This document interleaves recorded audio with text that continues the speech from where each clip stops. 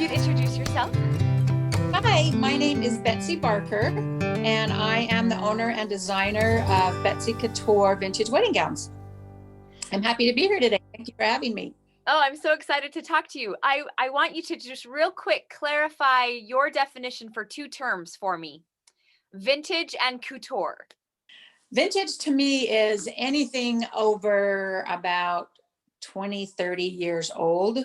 I know there's some more definite clarifications on that in other areas, but vintage, anything old. I'm old, I'm vintage. And yeah, I classify myself as vintage. And couture is handmade, custom made, using couture techniques. A lot of it is done by hand and not on the machine. It's not made en masse like a lot of things in China or other places. Could be one of a kind, bespoke. Okay. I associated couture with like high fashion, but I didn't really have like a definition context for it. So primarily it is that it's handmade, it's not machine mass produced with patterns. Right.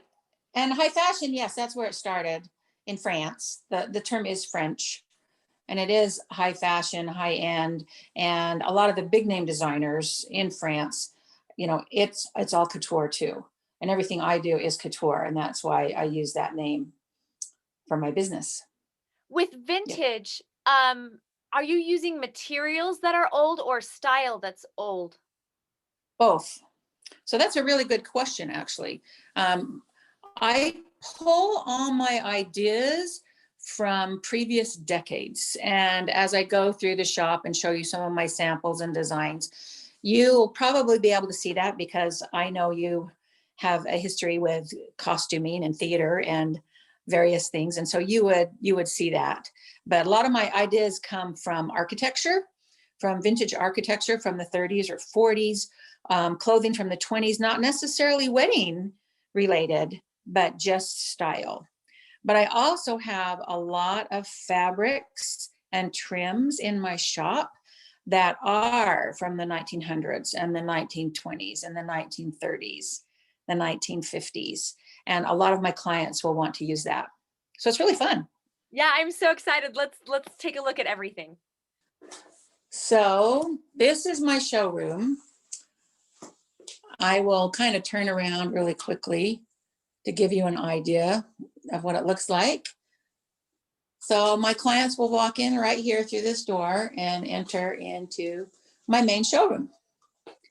And I can have anywhere up to just a bride or a bride and her mom. A lot of times there'll be 7 or 8, 9, 10 people in here. A lot of And it's a lot of bridesmaids fun. and sisters and stuff. Uh-huh. Yeah. So this is the main studio. Couple of awards and things on the wall just because people like to see those. Then I have 2 workrooms. This workroom is my sewing room. Sewing rooms are messy because they are being used every single day. So I've got 3 machines that I use constantly. You'll see a lot of vintage things here. I can't fit everything out in my showroom. So that's one of my workrooms. Then this is the bride's dressing room where they'll come in here. Am I making you dizzy? No, I'm doing all right. I'm doing all right. It is going a little fast though. I'd love to see stay in the Okay. bride's room, and then I want to see some dresses a little more slowly. Okay. So this is their dressing room.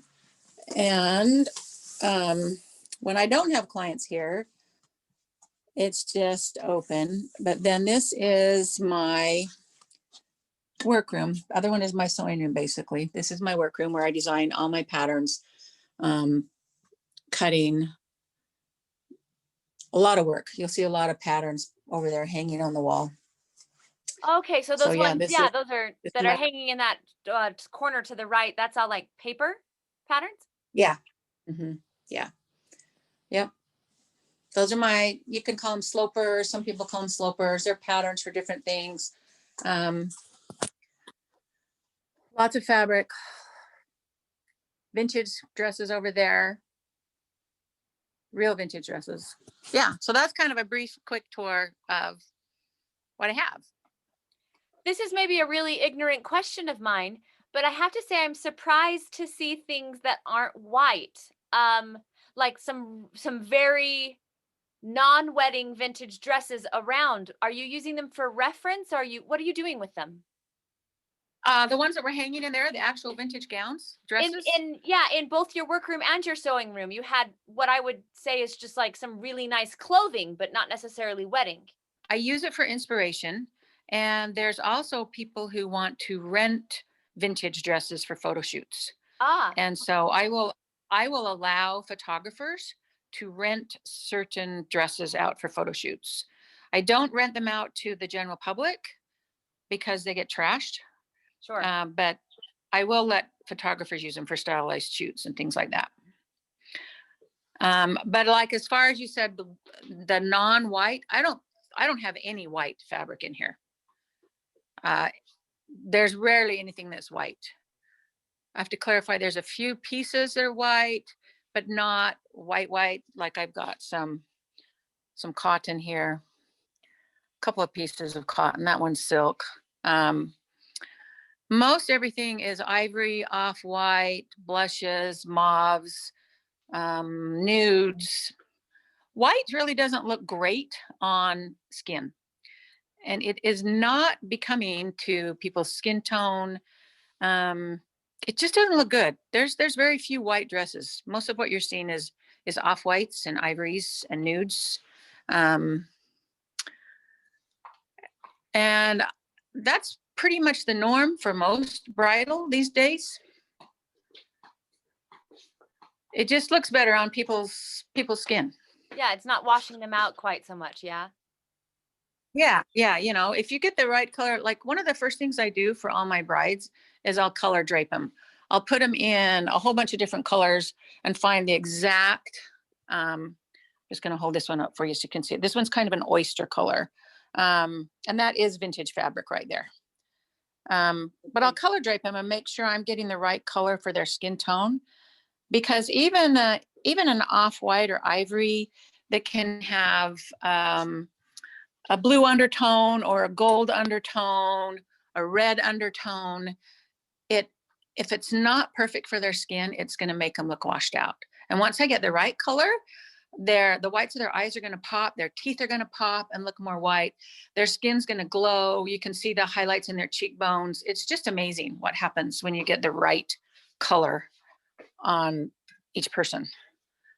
Do you have some shortcuts for that where I mean, obviously there's a ton of different colors of skin, but where you could say, okay, this person comes in and they're looking pale, or this person comes in, they're looking tan, this person comes in, they're I just kind of know what direction I'm headed with colors that will Yeah, yeah, I can tell. You can tell if somebody has a red undertone or a gold undertone to their skin, or silver, red or blue. It's pretty easy. It doesn't really matter if they're tan or they're white because the undertones are the same. So this yeah, I can one. pretty much tell. Yeah, sorry, with different like races and ethnicities, are you getting different color I'm trying to think of an example of this. There was a woman I knew in college who she was African American, and she looked amazing in hot pink. And I was just talking to her about hot pink one day, and she said, "Oh yeah, it's because I'm black that I look so much better in this color than you do." And she wasn't being mean or anything. We were talking about like just what works for us. Uh, Well, there's partial truth to that, because darker skinned people do usually look better in true colors. But like what I'm wearing today, hot pink. See, Edna Mode and my hot pink. Um, but I have very blue undertones in my skin, so I look better in true colors. Um, but even people who are redheads and have that ruddy, Irish, um, very very pale light white skin, some of them will have blue undertones, and some will have pink, and some will have gold. So even with Black, Hispanic, Asian, it's all different. But just because they're darker skin, they do look better in truer color, in true colors. Are you It's true. are you always working with pastels, or have you had opportunities to work with some bold things? Well, when I do costuming, I work with bold. Um, I've done a lot of bold colors. In my previous life, before I started designing wedding gowns, I was designing figure skating outfits for national competitors. Um, and I did that for about 12 years.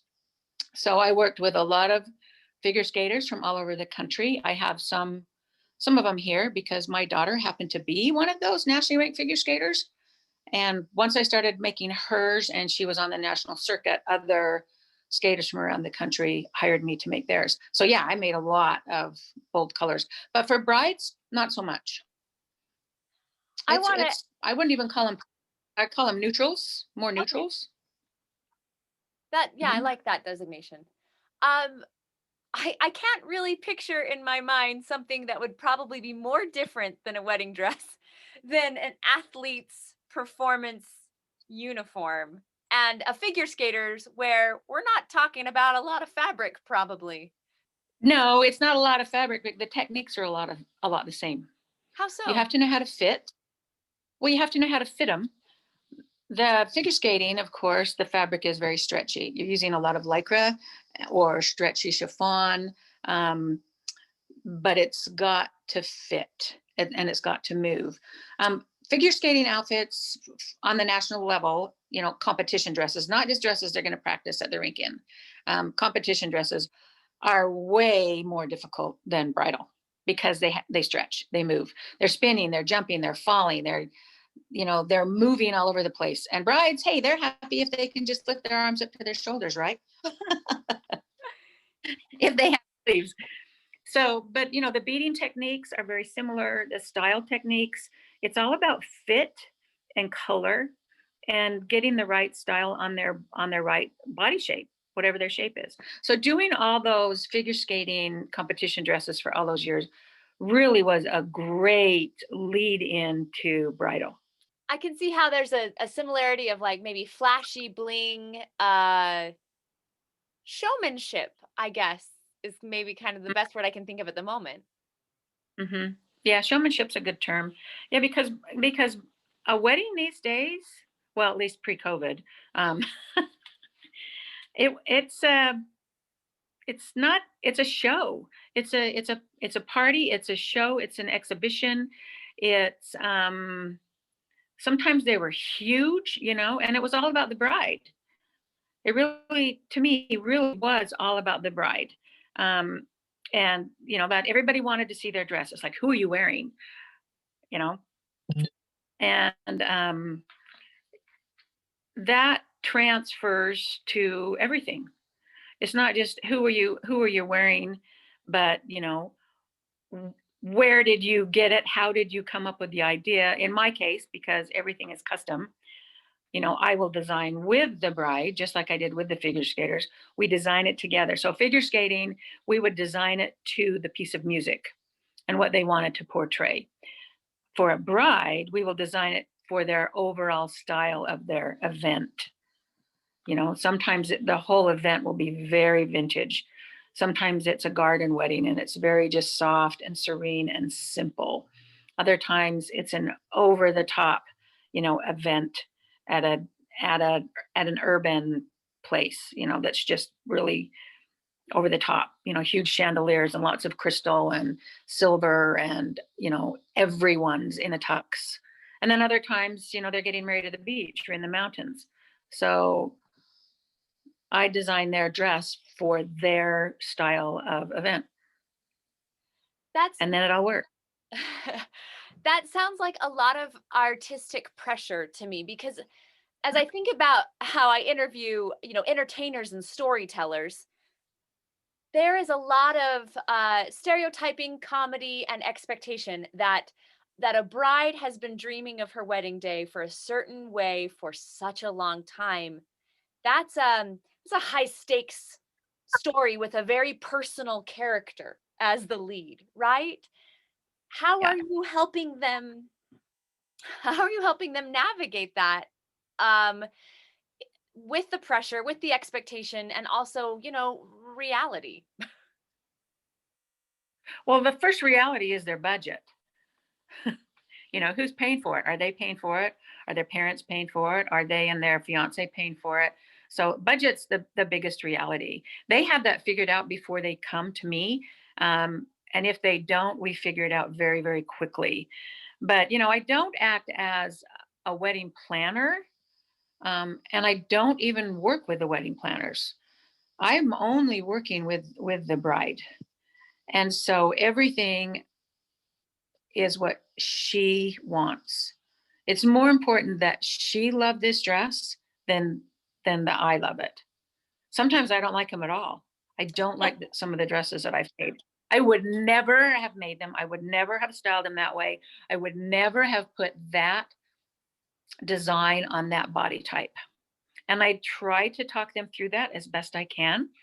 But a lot of them, like you said, are really set in what they want. They've had this idea of their dress and their event and their wedding and their style since they were 12 years old. And those that are open to listening to expert opinions, I think are um what do I want to say here? I think they are the ones who end up learning the most when they come, and learning more about themselves and learning more about what's available, what options, learning more about their body shape and their body size and what looks good on their body shape and what will make them look better and be more flattering. That is a process for a lot of these girls. And it's a process I try to teach them very gently. Some of them are open to it right off the bat. I don't know what I want. I just know I like bling, or I just know I want something kind of form fitting and flowy, or whatever it is they want.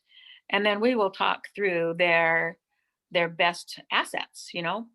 What do you think is your best asset? And some will say, oh, my shoulders. Others, oh, it's my butt. you know so let's focus on that. Let's make that look the best. Let's make that the focal point, and then bring everything else in sync so that you just look the best you can possibly look. And it's a great adventure, teaching. I feel like that process is transferable outside of weddings to any kind of fashion or identity signaling with our clothing. What is most helpful for you for a bride to be coming in having already figured out, or like what is it that if you could have like the perfect client walk in, what does she already know and what is she open to? Is there like a perfect mix? Yeah, I think there is a perfect mix. The perfect mix would be they know what they want, but not in so much detail that they're not open to suggestions.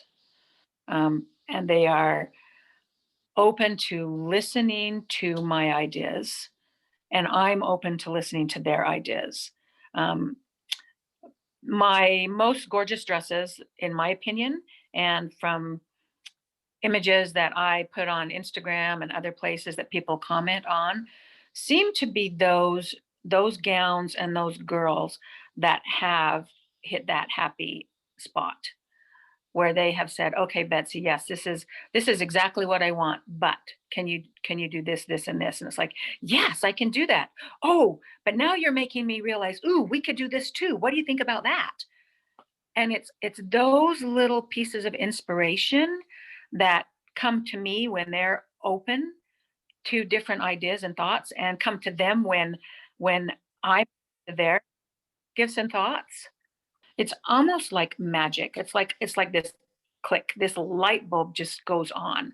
Both of us will be in my room, and we've got fabric all over the floor here, and we've just done the color draping, and we're getting all the different laces out that they like, and I'm sketching their design, and it has to be sketched according to what kind of fabrics they like, because it has to move the right way and drape the right way. And the light bulbs will just go on, and different ideas will start flowing between both of us. And it really is cool. And the dresses are amazing when that happens. What's your turnaround? Like, do you have a please don't even talk to me unless you have this amount of time before the wedding? My lead time has to be at least 3 months. And depending on the year and depending on the time of year, I need 6 to 9 months. I only take 36 dresses at a time. It's all I can handle. And I do this full time. This is my full time job. And it just takes so much time to design and pattern and take something from flat, just measurements and a flat sketch to 3 dimensional and all the different fittings. We usually have 4 to 5 fittings. And in between those fittings, they are going out and finding the right undergarments because, man, oh man, I can tell you that they have to find the right corset or the right Spanx or whatever that's going to work with their body and their dress and make them look fabulous. So there's a lot that goes into this behind the scenes. So yeah, I only take 36 at a time and I need 3 to 6 months, and I turn a lot of people away just because they think they can get a dress in 2 weeks or they'll call. Here's my favorite. They'll call and say, "Oh, I found this really really great dress I like at this bridal shop, but they can't order it in time. Can you make it for me?" And it's like, well, if they can't get it in for you in 4 months, how am I going to make it in 4 months? There's sometimes there's a disconnect, you know? Yeah, and that takes And out all your artistry too, right? Like you're just a copy well, machine at that point. yeah. And I won't do that. And that's the other thing I'll tell them. I won't make other people's designs. I just won't. And I'm hoping that people don't make mine either. So, It floors me that you do 36 because I was getting this impression just off of the work and the layout of everything that so when you said 36 I was like that sounds insane. Like that sounds like so much. That sounds like impossible. 36 is a lot. And there's a lot of seasons when I just do all-nighters for weeks on end. I'll do all-nighter after all-nighter after all-nighter because there's just so many dresses and there's so many of them that do require a lot of handwork and a lot of beading and a lot of fittings. But it's very, very, very fun. I love meeting all these girls. But really, my favorite thing about what I do is meeting these girls and their moms and creating relationships. And they go on forever, these relationships. They don't end. They have kids and they'll say, "Ooh, do you have any of that fabric left? Can you make a baby blessing dress out of my wedding dress fabric for my little girl that's coming?" They send me, their invitations to their bridal showers, but their baby showers. And a lot of them are on the East Coast. And when they come into town, they come visit and we go to lunch. It's so much fun cultivating these relationships and making friends all over the world. It really is. How much are you thinking about what you put on your body because of what you do for a living? I'm an old lady. I think about it, but not like a couture model. I'm not my avatar. I don't have to look like the bride. I mean, Vera Wang always just wears black, right? She just straight up wears black, black, black, black, black, black, black, black, and just very straight, very simple. I just dress me. I like a lot of color. I like bright. I love Disney. When my clients come in, I'm always dressed professionally. I don't wear jeans. I'm always dressed professionally. I try to look, act, and be professional because I am. But yeah, I'm not gonna care about having lace and frills and all that kind of stuff. That's not me. So, but I understand your question, and it's a good question. But I'll let my designs and my gowns, my brides, my models speak for me. I like that. I just think with the whole notion of bridezilla, I just went into thinking that your business, what I observe on the outside of how gorgeous it is. And I want to talk to you about the photos I've seen of your dresses because they're not just like hanging on hangers. They're like their own photo shoot art. um, I just thought this has got to be so stressful and so just couldn't imagine this being sustainable on an emotional endurance level because of the way we talk about how horrible brides can be to their people that are helping them prepare a wedding and everything like that. Um, and you're talking about how delightful it is and how wonderful it is and collaborative and artistic and fulfilling. And then the other expectation I think that I just assumed would be that to spend so much time caring about how something looks and signals through clothing, that pressure would carry over into like a personal expectation or lack of enjoyment or over enjoyment in clothing. And I love that you're defying all of my assumptions about how hard and uncomfortable and negative this could be. And it just sounds so wonderful. I would want to work with you if I was a bride. I'd be like, oh, this will be the part of the wedding planning that is just enjoyable. So You know, but it really is. And that's what I hear, all the thank you notes I get. It was, most of them will write thank you notes saying this was their favorite part of their whole wedding planning, was coming here one-on-one, just me and them, or me and them and their mother or mother-in-law, whoever it is that comes with them. Sometimes it's their fiance even that comes with them. But it really is a calming, straightforward, fun, but I don't know if fun is the word, but it is fulfilling for them because they're seeing their dream come true. They're creating this vision with my help, creating what they want and seeing it come to life right in front of their eyes at every fitting, from the flat pattern to the first muslin to maybe the second muslin to the lining to then finally the real dress put together, and then the final dress with all the beadwork and everything on it. I mean, every time they come, it's a different dress. It's becoming. And so they are becoming right along with their dress that is becoming what they want it to be. And it really is a wonderful experience. It is so fulfilling for me, and they all have loved it. I've never had a single bridezilla, not one. I have amazing clients. I love my clients, and I've had amazing clients. I've had several bride mom or momzillas. There you go. I've had several momzillas, but never a bridezilla ever. And as far as me wearing the clothing that personifies my designs, like I said, I'm not my model. I'm not my avatar. I am who I am through my whole life experience, which is a mother of 5, a grandmother of 6, an outdoorsman. I mean, I was supposed to hike Everest Base Camp last year and it got canceled because of COVID. So I'm still on the books to hike Everest Base Camp this September. Yeah. that's Um, so I exciting.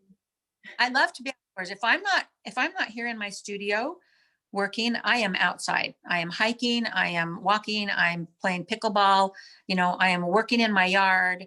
Um, I'm an outdoor person.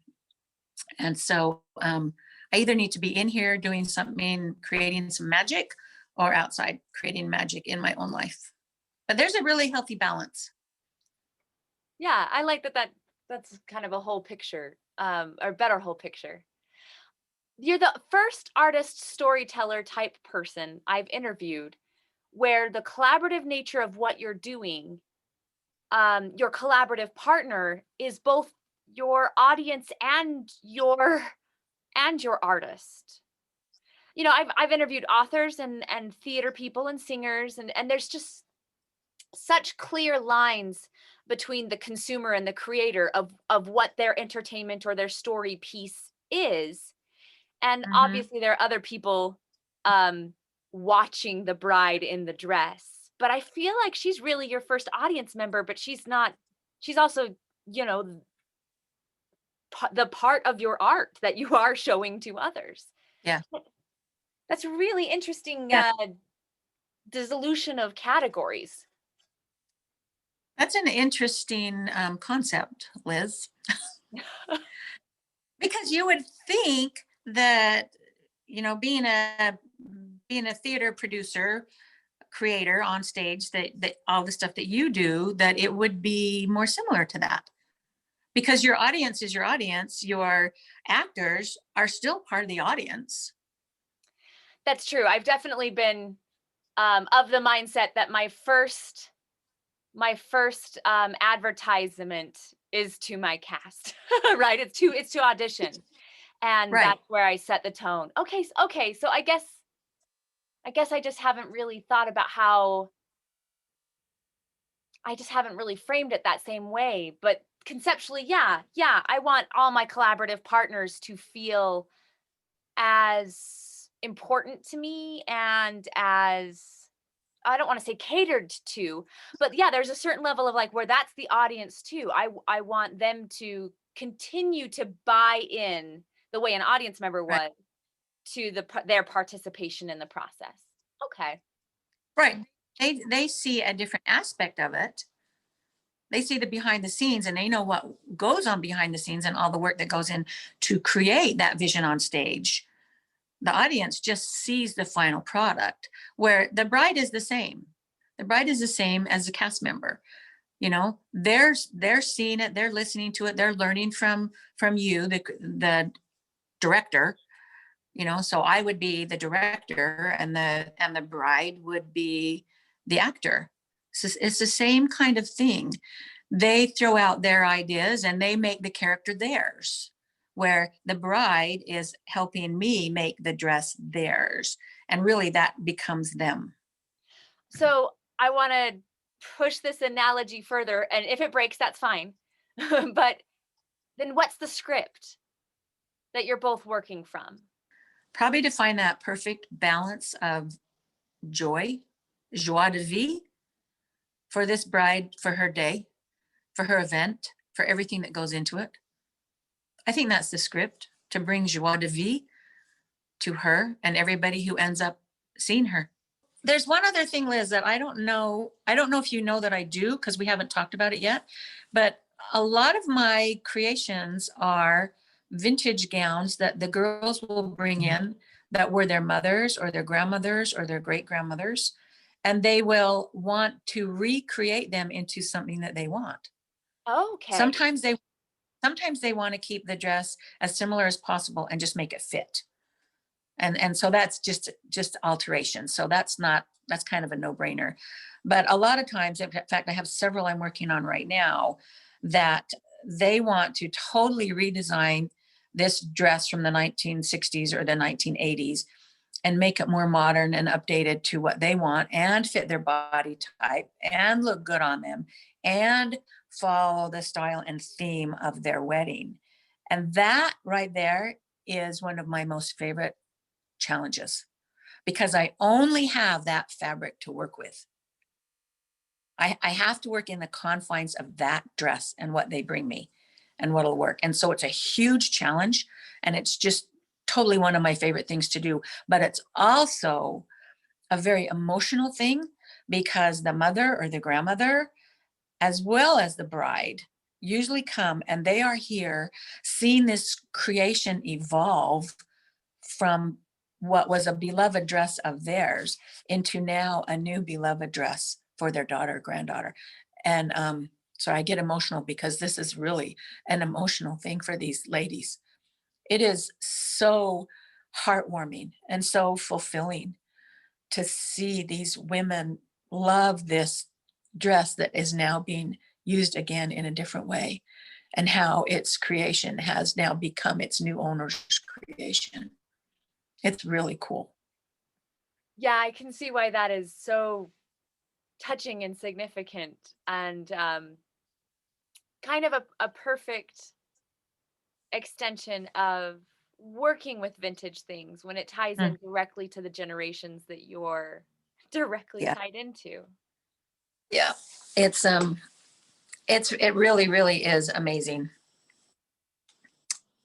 And it's I don't know, I'm one of the few, as far as I know, in the country that does it, because I have brides from New York, New Jersey, Chicago, Miami, Orlando, Tennessee, Canada, Norway, that bring me their gowns. and have me remake them like this. I was just gonna say, is remake the word? Because I mean, upcycle, restore, neither of those are the thing. Well, upcycle kind of, but not really. But I call it a vintage redesign.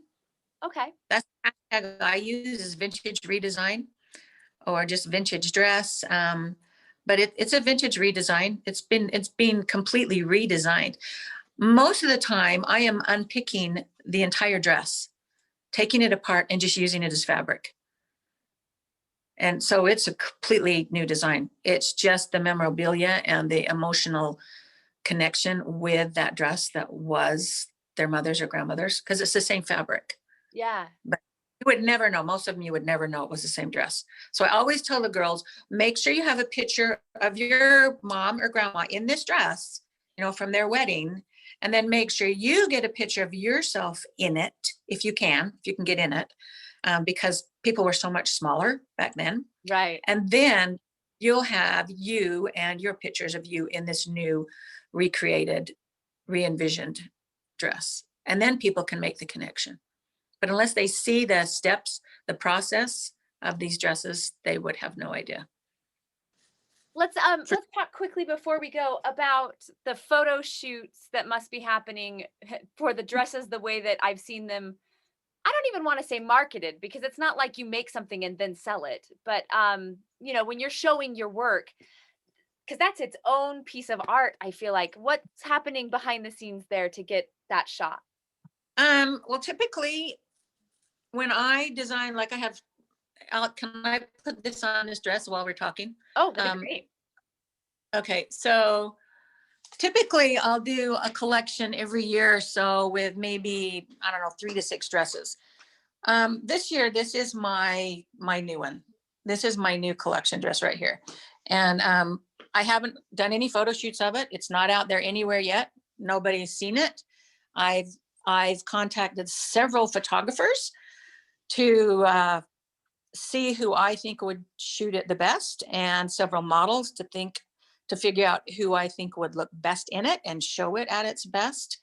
So that's what I usually do. I'm like all of these right here. These are all my samples from various years. Of course, there's others in the back room, but I'll create a gown. I'll figure out who I want to shoot it, who I want to wear it, where I want it shot at, who I want to do the hair and makeup, who I want to do the flowers. It is like being a director. Yeah, that sounds like a full-blown production. It is. It's always a full blown production, and get everybody in sync on the same day at the same time, put it all together. And I really basically am the director of the shoot, and I go to all the shoots. I am always on set at all my shoots, fluffing the dress, making sure everything's straight, because the photographers are fabulous. The photographers I use are amazing, and they're so good and so creative.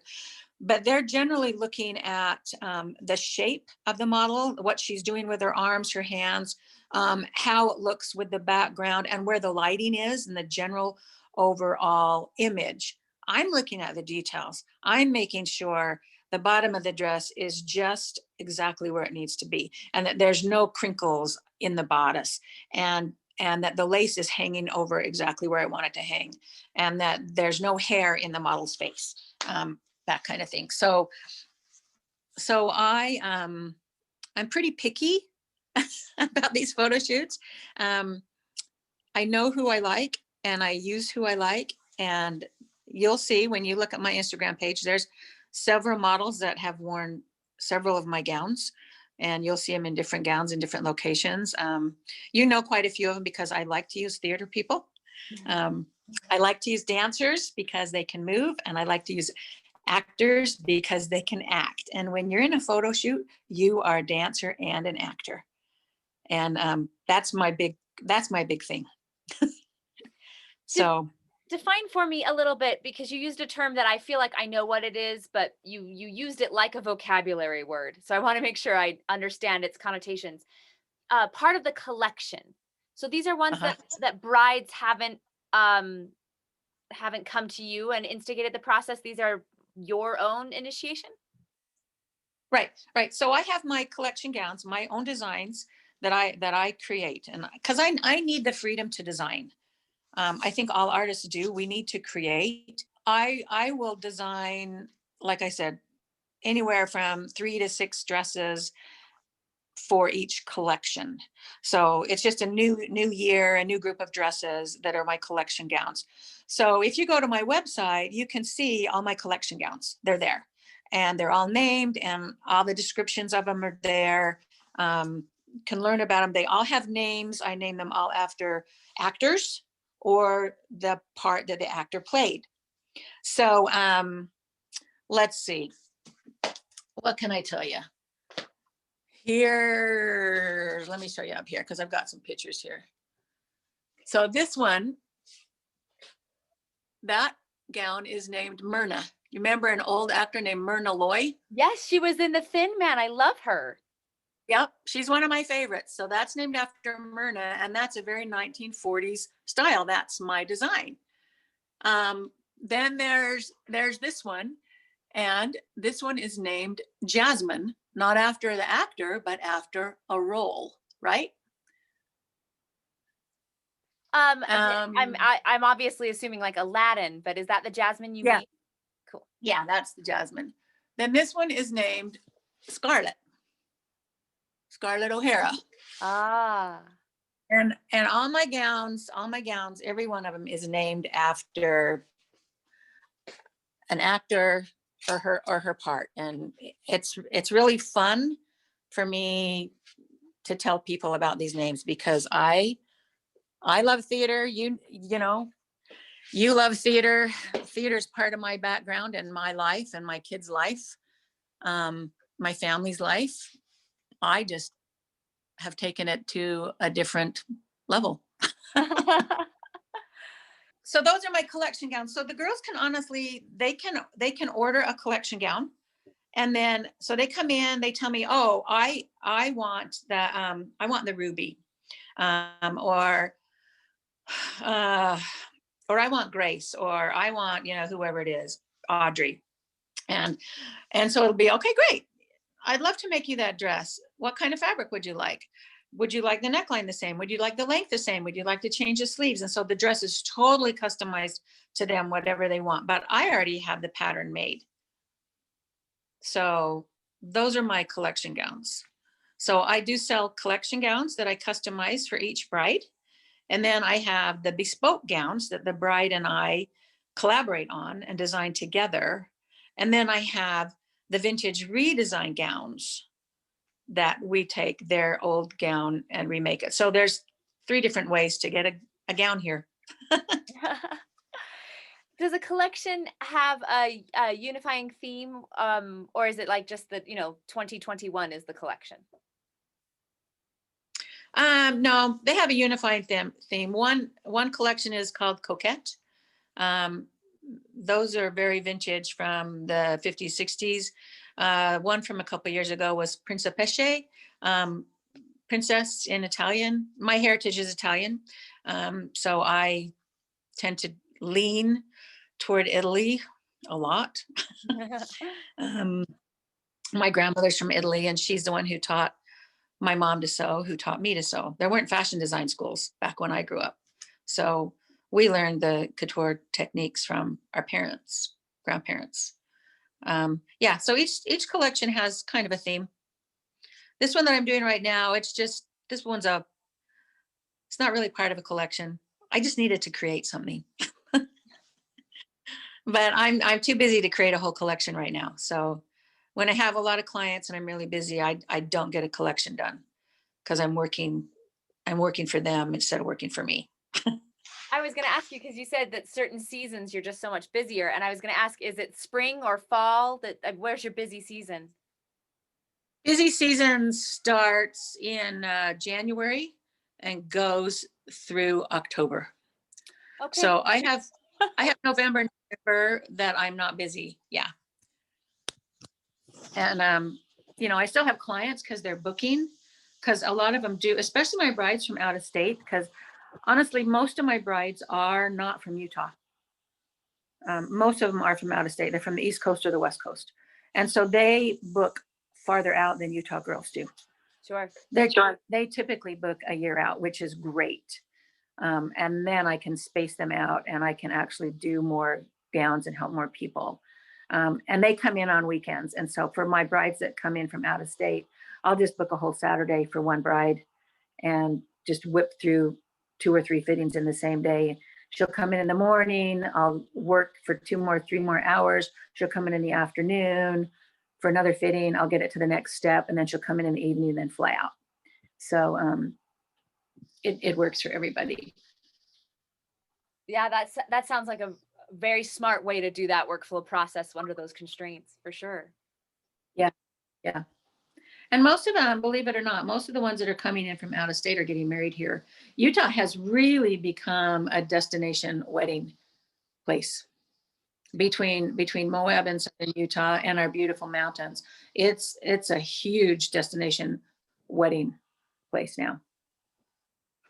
I'm not totally surprised to hear that. I mean, I've talked to photographers who get flown all over the nation because it's cheaper to hire at a Utah rate and fly them in than it is to hire a Californian photographer.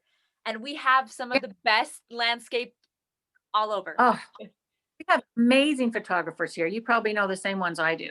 They're incredible. They are masters at their craft, and they are flown all over the world. And they're so much cheaper than people who aren't half as good. And it's the same thing with my gowns.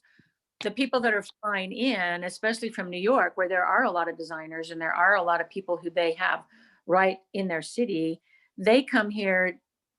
I can't put it in order, but they come here because I can make them a dress a lot cheaper than for what they can get it for in New York, and they can get what they want, and then they can come here and set up their whole wedding at the same time. So it's a win-win for them. Betsy, it's been so delightful to interview you today. Thank you so much for letting me do this. Thank you, Liz. Thanks for having me. It's been really great talking to you.